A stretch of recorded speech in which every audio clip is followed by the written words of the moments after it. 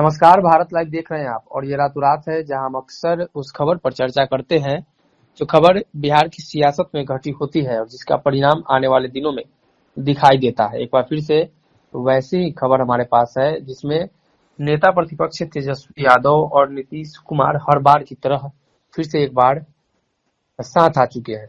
और जैसे ही प्रतिपक्ष के नेता तेजस्वी यादव का समर्थन नीतीश को मिला, भारतीय जनता पार्टी फिर से एक बार कहीं ना कहीं बैकफुट पर चली गई है। बाबा हमारे साथ मौजूद है, चर्चा करते हैं। बाबा, लगातार चर्चा चल रही है, प्रधानमंत्री भी आने वाले हैं।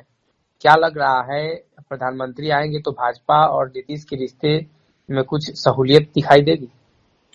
सनी, सबसे बड़ी बात तो यह है कि जो हम लोग आज खबर कर रहे हैं, ये खबर पूरे दिन ट्रेंड में रहने वाली है। और इस खबर में सबसे बड़ी बात जो है वो ये है कि कहीं ना कहीं इस पूरी खबर में एक पहलू जो है वो ये है कि नीतीश कुमार और तेजस्वी यादव आखिर क्या करने जा रहे हैं जी। इन सारी बातों को लेकर के सबका असमंजस है और सबके भीतर ये जानने की इच्छा है कि इस दोनों के बीच में क्या कुछ पक रहा है। अब आप समझिए कि भारतीय जनता पार्टी बार बार उंगली डाल करके चेक करती है। जैसे चावल बनाते हैं हम, तो एक चावल निकाल करके चेक करते हैं कि पूरा पका है कि नहीं पका है, या फिर समुद्र में जाते हैं तो उसके पानी का थाह लगाने के लिए हम लोग पता करते हैं उंगली डाल के। पहले अपने शरीर का एक अंग डालते हैं कि पानी ठंडा है या गर्म है। इन सारी बातों को लेकर के बिहार की राजनीति में भी भारतीय जनता पार्टी उसी स्थिति में है, उसी स्टेज में है कि वो समझ नहीं पा रही है कि करे तो क्या करे। नीतीश कुमार के साथ रहें, नीतीश कुमार का साथ छोड़ करके अकेले दम पर चलें, या फिर बिहार में जो कुछ भी हो रहा है उसको उसके हाल पर छोड़ दें। लेकिन ऐसा कर नहीं सकती है क्योंकि बिहार से लगातार भारतीय जनता पार्टी को टारगेट किया जाता है और कहा यह जाता है कि भारतीय जनता पार्टी बिहार के बारे में नहीं सोचती है। नीतीश कुमार और भारतीय जनता पार्टी के बीच में मुद्दा आधारित जो राजनीति होती है उसमें दोनों अपनी अपनी कुर्सी के लिए सब कुछ त्याग कर देते हैं, चाहे वो बिहार का विकास ही क्यों ना हो। जी। इन सारी बातों को लेकर के प्रधानमंत्री नरेंद्र मोदी जब जब चुनाव होता है तब तब आते हैं, कई घोषणाएं करते हैं और उन घोषणाओं का बंद बक्से में रख दिया जाता है। जी। ये सारी चीजें बिहार की जनता देख रही है, लेकिन उसके बावजूद भी विकल्प नहीं रहने के कारण बिहार की जनता बार बार उन्हीं लोगों को चुनती है जो बिहार के पिछड़ेपन के कारण है। पिछले 3 दशक से बिहार की स्थिति लगभग वही है। आप समझिए कि इस पूरे मामले में पिछले 48 घंटों से एक मामला सबसे ज्यादा चल रहा है, वो है ट्रांसफर पोस्टिंग वाला। ये कोई पहली बार हुआ है क्या? ये पहली बार नहीं हुआ है और न ही ऐसा जो है इस तरह के फैसले को निरस्त भी किया गया वो पहली बार हुआ हो। इससे पहले भी आपको पता होगा कि बिहार में उद्योग धंधों की सर्वथा कमी है और सबसे बड़ा उद्योग अगर कुछ है तो वो है ट्रांसफर पोस्टिंग का उद्योग। आपको याद होगा कि इससे पहले आरसीपी टैक्स कहा जाता था।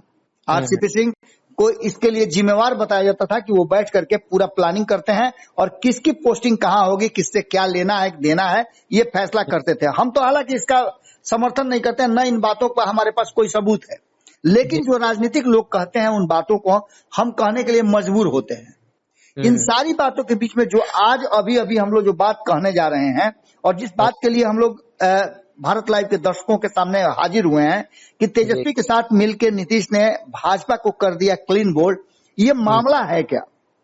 तो आप समझिए कि एक सबसे बड़ी बात जो सामने आ रही है वो ये कि एक बार फिर से तेजस्वी यादव, यानी तेजस्वी यादव का मतलब लालू प्रसाद यादव जी, उसके बाद जीतन राम मांझी, मुकेश सहनी और उपेंद्र कुशवाहा एक धारा पर चलना शुरू कर चुके हैं।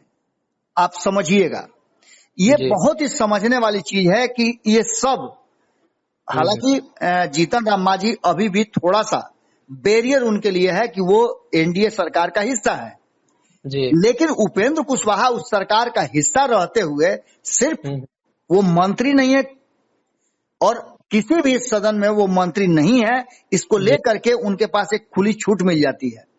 उन्होंने स्पष्ट कहा भी है कि मंत्रालय में क्या हो रहा है उससे मुझे कुछ लेना देना नहीं है, लेकिन ये बात तो उन्होंने कहा है कि अगर प्रधानमंत्री ने कुछ फैसला लिया है तो वो फैसला सही होगा। और दूसरा सबसे महत्वपूर्ण बात, जिस खबर पर हम बहुत जल्दी खुलासा करने वाले हैं कि तेजस्वी यादव पटना में है, इनके परिवार के लोग दिल्ली में हैं, लालू प्रसाद एम्स में भर्ती हैं, सभी लोग उनसे मिलने जा रहे हैं, जिसमें नाम उपेंद्र कुशवाहा का भी शामिल है। उपेंद्र कुशवाहा जाकर के लालू प्रसाद से मिलते हैं और मिलने का उद्देश्य उनका तबीयत सिर्फ जानना नहीं है, क्योंकि तबीयत का हालचाल तो दिन भर में 5 बार अपडेट होता है। वहां मिलने से पहले, इनके मिलने से पहले शरद यादव मिलते हैं, और शरद यादव आपको पता है कि कौन है। कभी वो जनता दल यूनाइटेड के सर्वे सर्वा हुआ करते थे और नीतीश कुमार के करीबियों में से थे। ऐसे कितने करीबी हैं जिन्हें नीतीश कुमार ने ठिकाना लगाया है, जिसमें अब कई लोगों का नाम, कई लोगों के विकेट गिरने की बात हो रही है। आपको मालूम होगा कि कल ही हम लोगों ने खबरों में चलाया था कि रामसूरत राय वो लिस्ट लेकर के खड़े हैं। रामसूरत राय की बात क्यों करें, भारतीय जनता पार्टी वो लिस्ट लेकर खड़ी है जिन जिन मंत्रियों पर कोई ना कोई भीतर खाने में ऐसा उसके पास कागज है या सबूत है जिसको लेकर दावा कर रही है कि उन लोगों को भी मंत्रिमंडल से बर्खास्त करना होगा। और नीतीश के लिए ये बहुत बड़ी बात है, क्योंकि नीतीश कुमार 0 टॉलरेंस की बात करते हैं और इसका बखिया उखाड़ करके रख दिया है भारतीय जनता पार्टी ने। अब इन सारी स्थितियों को लेकर के आप समझिएगा कि नीतीश कुमार और तेजस्वी यादव की लगातार मुलाकात होना, हमने एक दिन पहले खबर में चलाया था कि जैसे ही दोनों की नजदीकियां बढ़ती है तो लालू प्रसाद पर सीबीआई की दबिश बढ़ जाती है।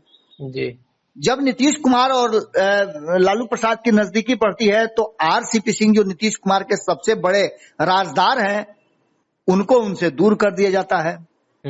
ये समझिएगा, ये क्रोनोलॉजी है जो किस तरह से धीरे धीरे जगह पर पहुंच रही है। इससे पहले भी हुआ था 2020 के चुनाव में, जो नीतीश कुमार के सबसे करीबी हुआ करते थे, भारतीय जनता पार्टी में जो नीतीश कुमार के चीजों को पहुंचाते थे और नीतीश कुमार को भारतीय जनता पार्टी के आने वाले योजनाओं के बारे में बताते थे, सुशील मोदी, उन्हें किनारा कर दिया गया। तो अब आखिर नीतीश कुमार के पास रास्ता क्या बचता है? तो नीतीश कुमार के पास रास्ता बचता है कि वो भारतीय जनता पार्टी को लगातार डरा के रखें। और ये भी हमने आपको बता दिया कि भारतीय जनता पार्टी का बिहार जो है, बिहार के थिंक टैंक है, बिहार के जो नेता हैं, जो हार्डकोर नेता कहे जाते हैं, जो पुराने भाजपाई हैं, उन्होंने साफ कह दिया है कि अब नीतीश कुमार के पीछे पीछे चलने का कोई मतलब ही नहीं है, क्योंकि नीतीश कुमार हमसे कम संख्या वाले हैं, उनको हमने मुख्यमंत्री बनाया, ये एहसान कर रहे हैं, लेकिन उसके बावजूद भी नीतीश कुमार हम पर डोमिनेट कर रहे हैं, तो उनके साथ चलना बड़ा मुश्किल है।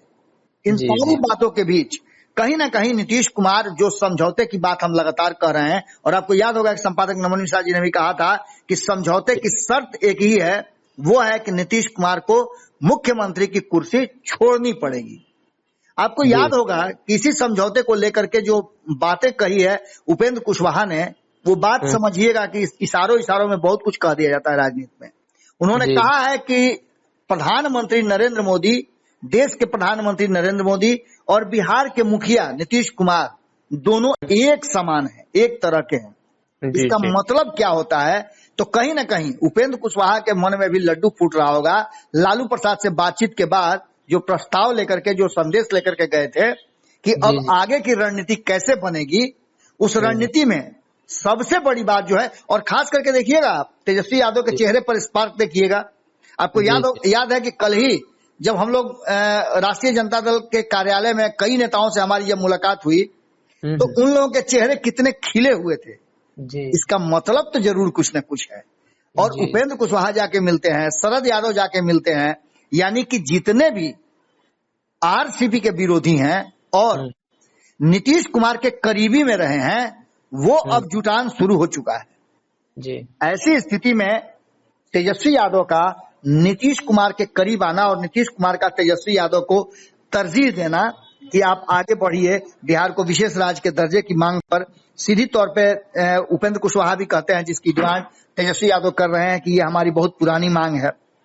तो इतना तो पक्का है सनी कि आप भी कोई नए नहीं हैं, आप लगातार सियासत देख रहे हैं और बिहार में क्या कुछ हो रहा है वो भी आप देख रहे हैं। इस सारी बातों को लेकर के एक बात तो कहा ही जा सकता है कि नीतीश जो है वो तेजस्वी के साथ मिलकर भाजपा को क्लीन बोल्ड करने के चक्कर में है।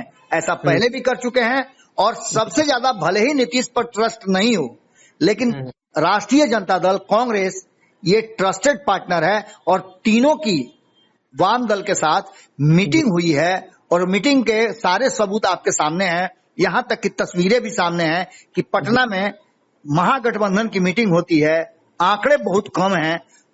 इन सारे मुद्दों पर जीतन राम मांझी चुप्पी साध लेते हैं और दिल्ली में उपेंद्र कुशवाहा जाकर के इस इमरजेंसी के समय में जब प्रधानमंत्री बिहार आने वाले हों, उनको संसदीय बोर्ड के अध्यक्ष के नाते बिहार में होना चाहिए, तो वो दिल्ली में जाकर के लालू प्रसाद से मिलते हैं। ये सीधी तरह से दिखा रहा है कि भारतीय जनता पार्टी को प्रधानमंत्री जब आए पटना में तो उन्हें ये एहसास हो कि वो नीतीश कुमार के सामने आए हैं और नीतीश कुमार का कद बड़ा है जी। ये बातें निश्चित रूप से चल रही हैं और इसको लेकर के नीतीश कुमार बार बार तेजस्वी यादव को सामने कर देते हैं जी।